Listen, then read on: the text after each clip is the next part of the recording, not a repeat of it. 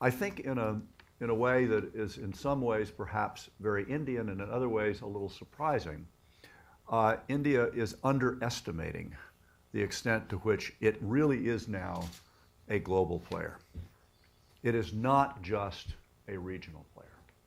And even getting from being a, shall I say, having a kind of a moat psychology back before then Finance Minister Manmohan Singh opened up the India economy, there has been great progress in the way that India has gone out into the big world and invited the big world in, particularly in the economic, trade, and business sectors.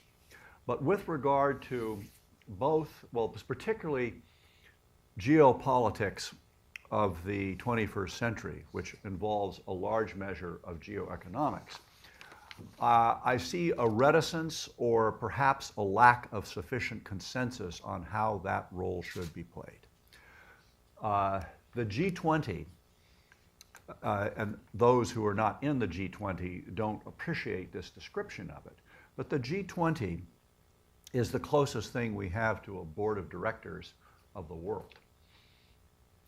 Unelected by the 195 as a whole, but nonetheless it plays that role. And India is there. India is also the I in the Goldman Sachs acronym BRICS, which means that it has a major role to play in what used to be called the developing world, although so much of India now qualifies as a developed country. And yet, and here I go to, perhaps because of the prejudice of my own experience, to the big geopolitical issues that we are facing. How to deal respectfully, constructively, and realistically with the emergence of China. And now I'm going to get to something I hinted at from the lectern, how to deal with a Russia that, like Walter White, is Breaking Bad. I'm looking around the room to see if I'm getting any recognition there.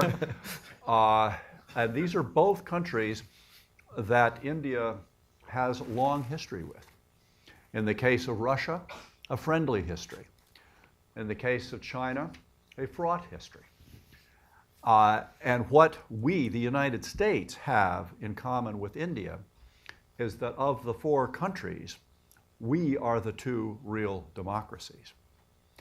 And I think that there are going to be a raft of opportunities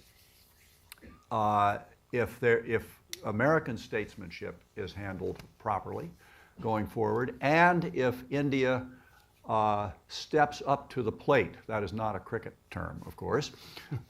Steps up to the plate. Crease. You can say steps up to the crease. And thinks of itself as a major league world power.